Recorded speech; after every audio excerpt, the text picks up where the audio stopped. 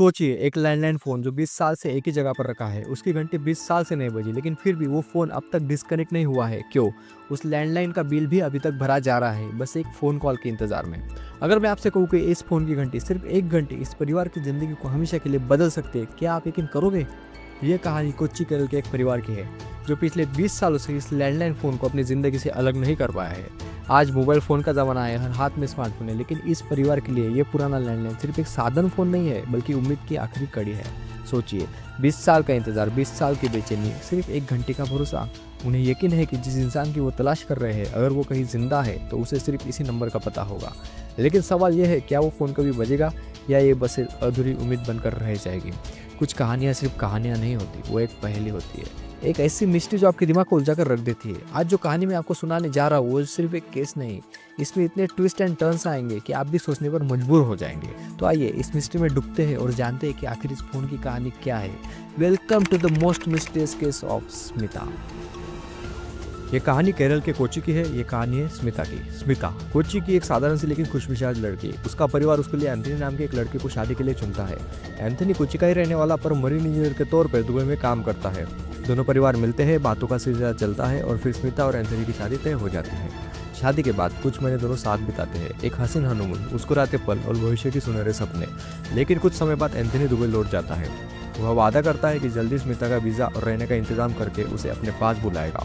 साल 2005 का दौर है, तब ना स्मार्टफोन होते थे ना वीडियो कॉल। स्मिता के दिन खतों के सहारे कट रहे थे। हर दिन वह एंथनी को एक खत लिखती है, अपनी रोजमर्रा की छोटी छोटी बातें, ऑफिस की कहानियाँ, कहाँ गई, कैसे गई, किससे दोस्ती हुई और कभी कभी हल्की फुल्की शिकायतें। और हर खत के अंत पे वही बात, मैं तुम्हें बहुत मिस कर रही हूँ, जल्दी बुलाओ, दुबई आकर मैं तुम्हारे साथ यहाँ घूमूंगी, ये दुखूंगी, फलाना फलाना। 4 महीने इसी इंतजार और खतों के सिलसिले में बीत जाते हैं। फिर आखिरकार एंथनी स्मिता का पासपोर्ट बनवाता है और उसके लिए यूएई का 55 दिनों का वीजा भेजता है। 1 सितंबर 2005 स्मिता दुबई पहुंचती है। एयरपोर्ट पर एंथनी उसे लेने आया था। दोनों की मुलाकात में खुशी और सुकून झलक रहा होता है, लेकिन यह खुशी ज्यादा दिनों तक नहीं टिक पाती। सिर्फ 2 दिनों बाद 3 सितंबर 2005 एंथनी दुबई में इंडियन कंसल्टेंसी पहुंचता है और एक शिकायत दर्ज करवाता है। वह बताता है कि उसकी पत्नी स्मिता, जो 2 दिन पहले ही दुबई आई थी, अचानक घर से गायब हो गई है। एंथनी के मुताबिक स्मिता एक लेटर छोड़कर गई है, जिसमें सिर्फ एक लाइन लिखी है, मैं अपनी मर्जी से जिससे मैं प्यार करती हूँ उसके साथ जा रही हूँ। यह एक लाइन का लेटर सवालों का एक तूफान खड़ा कर देता है। एंथनी ने इस लेटर की कॉपी इंडियन कंसल्टेंसी को दी और कहा कि उसे स्मिता को हर जगह ढूंढा, लेकिन उसका कोई सुराग नहीं मिला। इंडियन कंसल्टेंसी इस मामले को दुबई पुलिस को सौंप देती है और उनसे जांच करने को कहती है। दुबई पुलिस को लेटर और सारी जानकारी सौंप दी जाती है। जांच शुरू होती है, सुराग ढूंढे जाते हैं, लेकिन स्मिता का कोई आता पता नहीं चलता। तब तक दुबई से स्मिता की गायब होने की खबर केरल कोच्चि में उसके परिवार तक पहुंच चुके होते हैं। मानो उनके पैरों तले जमीन खिसक जाती है। परिवार को पूरा यकीन होता है कि इस मामले में कुछ गड़बड़ जरूर है। उन्हें अपने दामाद एंथनी पर शक होता है, क्योंकि सब कुछ सामान्य लग रहा था। परिवार तुरंत केरल पुलिस के पास पहुंचता है और रिपोर्ट दर्ज करवाने की कोशिश करता है, लेकिन पुलिस का जवाब निराशाजनक होता है। वो कहते हैं कि घटना दुबई में हुई है, जुरिडिक्शन हमारा नहीं है, हम इस पर रिपोर्ट दर्ज नहीं कर सकते। केरल पुलिस तो इस मामले में हाथ खड़ी कर चुकी थी। वक्त बीतता जाता है, दिन, महीने और फिर साल। देखते देखते 10 साल गुजर जाते हैं। इन 10 सालों में स्मिता का कोई सुराग नहीं मिलता। उनका परिवार पुलिस थानों के अधिकारियों के और संबंधित विभागों के चक्कर काटते काटते थक जाता है, लेकिन उनके हाथ निराशा ही लगती है। इसी बीच एंथनी दुबई से केरल लौट आता है और कोच्चि की एक अदालत में तलाक की अर्जी दाखिल करता है। एंथनी अदालत के सामने दावा करता है कि उसकी पत्नी स्मिता उसे छोड़कर किसी और के साथ भाग गई है। वह उस 1 लाइन लेटर को सबूत के तौर पर पेश करता है, जिसमें लिखा है कि स्मिता अपनी मर्जी से अपने प्रेमी के साथ जा रही है। एंथनी अदालत को यह कहता है, जिस पत्नी ने मुझे धोखा दिया, जो मुझे छोड़कर चली गई, उसके साथ मेरा रिश्ता आगे नहीं चल सकता, मैं तलाक चाहता हूँ। एंथनी का पॉइंट भी सही था। वापिस आ गई तो भी क्या, उसके साथ थोड़ी रहा जा सकता था। अदालत ने एंथनी के पक्ष में फैसला सुनाया। वो लेटर और परिस्थिति को पर्याप्त सबूत मानते हुए एंथनी को तलाक दे दिया जाता है। कानूनी प्रक्रिया पूरी होती है और एंथनी अब कानूनी तौर पर स्मिता से अलग हो चुका होता है। तलाक के कुछ महीने बाद एंथनी दूसरी शादी कर लेता है, लेकिन इस बार वो दुबई में नहीं, लेकिन सीधे अमेरिका चला जाता है।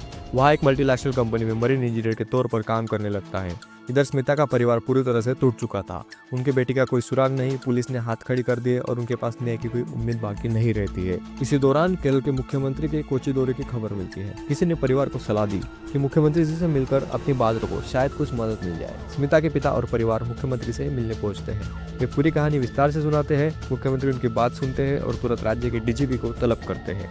मुख्यमंत्री का सख्त आदेश होता है, इस मामले की पूरी छानबीन की जाए और स्मिता को ढूंढने में कोई कसर न छोड़ी जाए। डीजीपी तुरंत इस केस को क्राइम ब्रांच को सौंप देती है। अब क्राइम ब्रांच इस रहस्यमय मामले की गहराई से तफ्तीश शुरू कर देती है। क्राइम ब्रांच जब इस मामले की तफ्तीश शुरू करती है तो उनके पास ज्यादा सबूत नहीं होते। दुबई में स्मिता का कोई सुराग नहीं मिला था, लेकिन एक चीज उनके पास थी, वो लेटर जिसके आधार पर एंथनी ने तलाक लिया था। एंथनी ने उस लेटर की कई कॉपियां कराई थी। इनमें से एक कॉपी उसने स्मिता के घर वालों को भी भिजवाई थी, जो उनको एक कजन के जरिए दुबई से भारत पहुंची थी। परिवार ने वो लेटर संभाल कर रखा था। क्राइम ब्रांच ने जांच के दौरान लेटर को फॉरेंसिक हैंडराइटिंग एक्सपर्ट के पास भेजा और जांच में एक बहुत हिला देने वाली बात सामने आती है। जो लेटर हम 20 साल से स्मिता का लिखा हुआ समझ रहे थे, वो हैंडराइटिंग दरअसल स्मिता से मैच हो ही नहीं रही थी। इसका मतलब वो लेटर स्मिता ने नहीं तो किसी और ने लिखा था। अब क्राइम ब्रांच के सामने एक बहुत बड़ा सवाल खड़ा होता है, अगर ये लिखावट स्मिता की नहीं है तो फिर ये लेटर किसने लिखा। क्राइम ब्रांच ने तुरंत एंथनी के हैंडराइटिंग को सैंपल के तौर पर लिया। उसके पुराने दस्तावेज, नोट्स और दूसरी लिखावटों को फॉरेंसिक लैब भेजा गया। जांच के दौरान चौंकाने वाला खुलासा हुआ, लेटर की लिखावट एंथनी की हैंडराइटिंग से काफी हद तक मेल खाती है। हालांकि 100% तो नहीं, लेकिन एक्सपर्ट का कहना था कि हैंडराइटिंग एंथनी की हो सकती है। इस रिपोर्ट ने तो पूरा मामला पलट कर रख दिया। अगर लेटर एंथनी ने लिखा था तो इसका मतलब साफ था, कुछ बड़ा फर्जीवाड़ा हुआ है। क्राइम ब्रांच ने तुरंत एंथनी के फर्जीवाड़े का मामला दर्ज कर लिया। अब सवाल सिर्फ एक था, अगर लेटर फर्जी है तो स्मिता आखिर कहाँ है। लेकिन अब सबसे बड़ी चुनौती ये थी, एंथनी को भारत कैसे लाया जाए। वो यूएस में अपनी दूसरी पत्नी के साथ रह रहा था। केरल पुलिस ने एक चाल चली। उन्होंने एंथनी के कुछ परिवार वालों से संपर्क किया और एक बहाने के तहत उसे 2015 में केरल बुलाने में सफल रही। जैसे एंथनी केरल पहुंचा, पुलिस ने उसे गिरफ्तार कर लिया।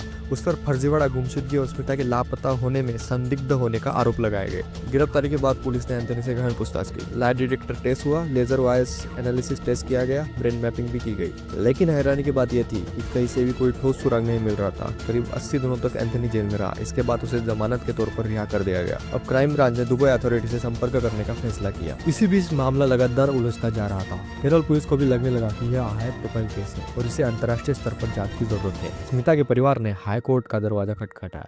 उन्होंने दलील दी कि यह मामला अंतर्राष्ट्रीय जटिलताओं से भरा है और क्राइम ब्रांच शायद इसे सुलझा न पाए। केरल हाईकोर्ट ने 2016 में आदेश दिया कि इस केस की जांच सीबीआई को सौंपी जाए। अब ये केस की बागडोर सीबीआई के हाथ में आ चुकी थी। सीबीआई अपनी जांच शुरू करती है और केरल हाईकोर्ट एक और आदेश जारी करती है। आदेश के अनुसार इंडियन कंसल्टेंसी को दुबई अथॉरिटी से संपर्क करने और स्मिता की तस्वीरें अखबारों में प्रकाशित करने और पब्लिक नोटिस जारी करने को कहा जाता है।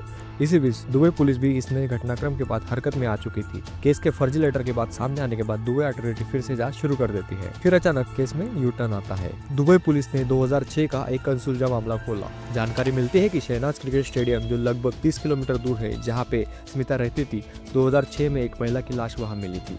लाश की तस्वीरें खींची गई, डीएनए सैंपल लिए गए थे। उम्र और हुलिया भी स्मिता से मेल खा रहे थे, लेकिन तब कोई पहचान नहीं हो पाई और लाश को मुर्दाघर में सुरक्षित रख दिया जाता है। जैसे ही यह जानकारी भारत पहुंचती है, सीबीआई स्मिता के माता पिता को दुबई से मिली वो लाश की तस्वीर दिखाती है। तस्वीर को देखकर माता पिता कहते हैं, यह हमारी बेटी स्मिता है। सीबीआई स्मिता के माता पिता को दुबई भेजती है। स्मिता के माता पिता दुबई पहुंचकर दुबई पुलिस से मिलते हैं। दुबई की पुलिस उन्हें उस महिला की तस्वीरें दिखाती है। हालांकि लाश की हालत खराब हो चुकी है, लेकिन तस्वीर देखकर माता पिता कहते हैं, यह हमारी बेटी स्मिता है। लेकिन सिर्फ तस्वीर के आधार पर यह पहचान मान्य नहीं हो सकती थी, इसलिए डीएनए टेस्ट करवाने का फैसला किया जाता है। स्मिता की मां और पिता के डीएनए सैंपल लिए जाते हैं। जब डीएनए सैंपल की रिपोर्ट आती है तो मामला और भी उलझ जाता है, क्योंकि मां के डीएनए सैंपल तो कुछ हद तक मिल रहे थे, लेकिन पिता के डीएनए सैंपल मेल नहीं खा रहे थे। दुबई पुलिस के लिए यह अजीब स्थिति होती है। तस्वीर की पहचान हो चुकी थी, मां का डीएनए आंशिक रूप से मेल खाता है, लेकिन कानूनी रूप से यह पर्याप्त सबूत नहीं होता है। दुबई पुलिस स्पष्ट कर देती है कि सिर्फ इन सबूतों के आधार पर वो ये नहीं मान सकते कि यह लाश स्मिता की है। स्मिता के माता पिता एक हफ्ते तक दुबई में रहते हैं, लेकिन खाली हाथ वापस लौटना पड़ता है। उम्मीद की एक हल्की सी किरण फिर से अंधकार में डूब गई।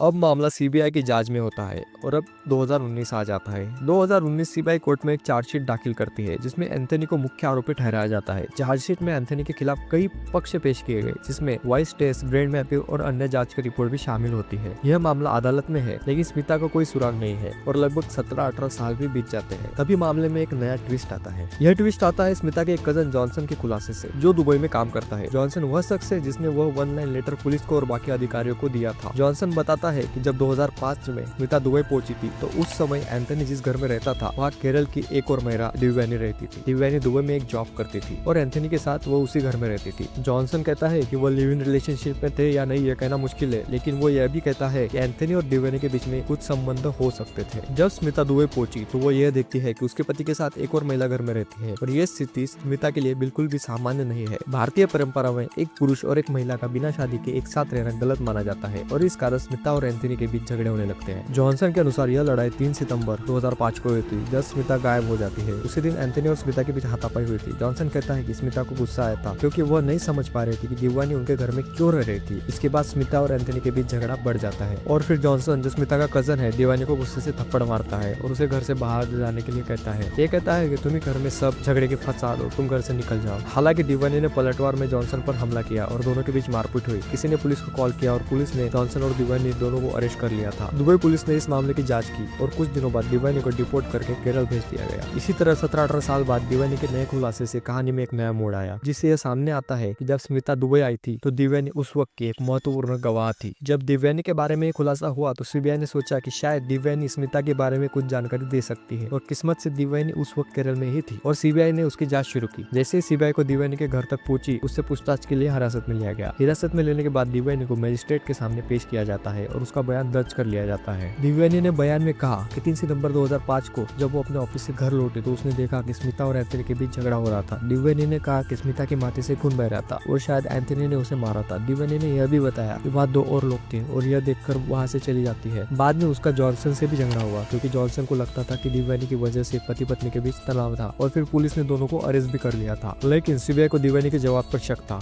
कि दीवानी को शायद स्मिता के बारे में और भी कुछ ज्यादा जानकारी हो सकती है। इस आधार पर सीबीआई ने उसका लाई डिटेक्टर टेस्ट करने का फैसला लिया। इसके बाद उसकी ब्रेन मैपिंग भी कराई जाती है, लेकिन यह सब कराने के बाद एक आखिरी टेस्ट रह गया था, जो था वॉइस कंपैरिजन टेस्ट। लेकिन इसके लिए दीवानी को अहमदाबाद जाना था और केरल पुलिस उसे ट्रेन से लेकर अहमदाबाद जा रही थी और जब वो अहमदाबाद जाने वाली ट्रेन में ही होते हैं तो रास्ते में दीवानी ने सीबीआई के लेडीज अफसर से कहा कि उसे वॉशरूम जाना है, तो सीबीआई अफसर उसे ले जाती है और बाथरूम के बाहर खड़ी रहती है। लेकिन बहुत देर हो गई और जब वो बाहर नहीं आई तो सीबीआई की टीम ने वॉशरूम का दरवाजा खोला और पाया कि वो अंदर बेहोश पड़ी थी। तुरंत ट्रेन को रोककर दीवानी को अस्पताल ले जाया जाता है, लेकिन कुछ घंटे बाद दीवानी की मौत हो जाती है। यह मामला एक बड़ा ट्विस्ट बन गया था। दीवानी के बयान के बाद 3 सितंबर को हुई लड़ाई की गवाही देने वाली यह महिला अब मर चुकी थी और उसके सुसाइड के बाद स्मिता के मामले में एक नई कड़ी जुड़ी। पोस्टमार्टम रिपोर्ट से पता चला कि दीवानी ने कोई जहरीली चीज पी ली थी और इस तरह उसे सुसाइड कर लिया था। अब जब यह सवाल उठता है कि दीवानी ने सुसाइड क्यों किया और क्या यह सुसाइड किसी दबाव या डर के कारण था। इसके बाद जब दीवानी की टेस्ट की सारी रिपोर्ट्स एक्सपर्ट के सामने रखी जाती है तो उनकी राय यही थी कि दीवानी को स्मिता की गुमशुदगी के बारे में कुछ ना कुछ जरूर पता था, लेकिन इससे पहले कि वह कुछ बता पाती उसकी मौत हो जाती है। अब दीवानी के बारे में हर जानकारी के साथ यह सवाल बन रहा है, क्या वो सच में स्मिता के बारे में कुछ जानती थी और क्या वह उसका असली स्थान बताने वाली थी। इसी दौरान शारजा दुबई से एक नई खबर आती है। खबर यह थी कि जो डेड बॉडी रखी हुई थी वह 3 मार्च 2006 को मिली थी और उसकी मौत भी उसी दिन 3 मार्च 2006 को हुई थी, जबकि स्मिता 2005 में 3 सितंबर को गायब हो गई थी। अब अगर मौत 3 मार्च को हो गई थी तो इसका मतलब है कि सितंबर 2005 से मार्च 2006 के बीच स्मिता जिंदा थी और वह दुबई में शारजा में ही थी। तो अगर वह जिंदा थी तो इस पूरे पीरियड में वो किसके साथ थी। और जो उसकी पोस्टमार्टम रिपोर्ट आई उसमें नेचुरल डेथ लिखा गया था। उसमें यह नहीं था कि उसकी मौत हत्या या कोई अननेचुरल कारण से हुई हो। यह साफ था कि उसकी मौत स्वाभाविक थी, यानी उसने खुद ही दम तोड़ा था। लेकिन वह गायब होने के बाद भी कई महीनों तक जिंदा रही।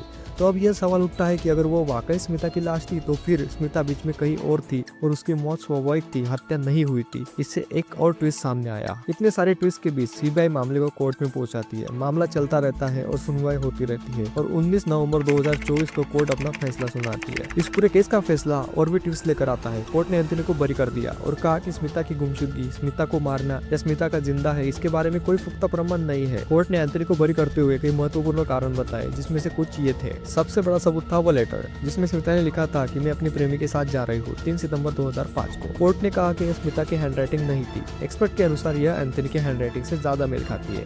लेकिन सीबीआई ने जो चार्जशीट दाखिल की उसके बाद कोर्ट ने कहा कि यह लेटर कई हाथों से होकर गुजरा था, जैसे इंडियन कंसल्टेंसी, दुबई पुलिस और केरल पुलिस तक। और जब यह केरल पुलिस तक पहुंचा तो वो लेटर जॉनसन ने दिया था, स्मिता का ही कजन था। अब इसका मतलब यह हो सकता है कि एंथनी ने यह लेटर नहीं लिखा था, क्योंकि वह लेटर इतने लोगों के पास से होकर गुजरा था, इसलिए एंथनी पर इस लेटर के आधार पर आरोपी लगाना उचित नहीं था। नंबर 2, शारजा पुलिस ने भी कहा कि अगर वह लाश स्मिता की थी तो उसकी मौत मार्च 2006 में हुई थी, जबकि स्मिता 3 सितंबर 2005 को गायब हुई थी। इसका मतलब यह था कि वह गायब होने के बाद भी कोई महीने तक जिंदा रही और उससे महत्वपूर्ण बात यह थी कि उसकी मौत नेचुरल थी। तो अगर यह स्मिता की लाश भी थी तो उसकी मौत स्वाभाविक ही थी। इसका मतलब उसकी हत्या नहीं हुई थी और हत्या के कोई सबूत नहीं थे। तीसरी बात यह थी कि जो वॉइस टेस्ट, ब्रेन मैपिंग और वॉइस लेजर टेस्ट हुए थे उसके एक्सपर्ट के अनुसार किसी भी टेस्ट में एंथनी पर कोई ठोस आरोप नहीं लगाए गए। एक्सपर्ट ने कहा कि इन टेस्ट केस के भी दौरान एंथनी ने किसी भी प्रकार का अपना अपराध स्वीकार नहीं किया था। कोर्ट ने इन सब प्रमाणों और विशेषज्ञों की राय के आधार पर यह फैसला सुनाया कि एंथनी को स्मिता की गुमशुदगी के बारे में कुछ नहीं पता था और वह सच कह रहा था। 20 साल बाद 19 नवंबर 2024 को केरल हाईकोर्ट ने एंथनी को बरी कर दिया। एंथनी जब 2015 में गिरफ्तार हुआ था, उसके बाद से लेकर अगले 9 साल तक वो बेल पर था। उस बेल की शर्तों में से एक यह भी थी कि वो देश छोड़कर नहीं जा सकता और इसीलिए एंथनी अमेरिका भी नहीं गया था। वो केरल में ही रह रहा था और अब वह बरी हो चुका है। लेकिन इन सब घटनाओं के बीच एक दूसरी कहानी भी चल रही थी और वह कहानी थी स्मिता के परिवार की। स्मिता का परिवार 2005 से अपनी बेटी और बहन का इंतजार कर रहा था। परिवार सिर्फ एक ही चीज जानना चाहता था कि स्मिता का सच क्या है, उसके साथ क्या हुआ।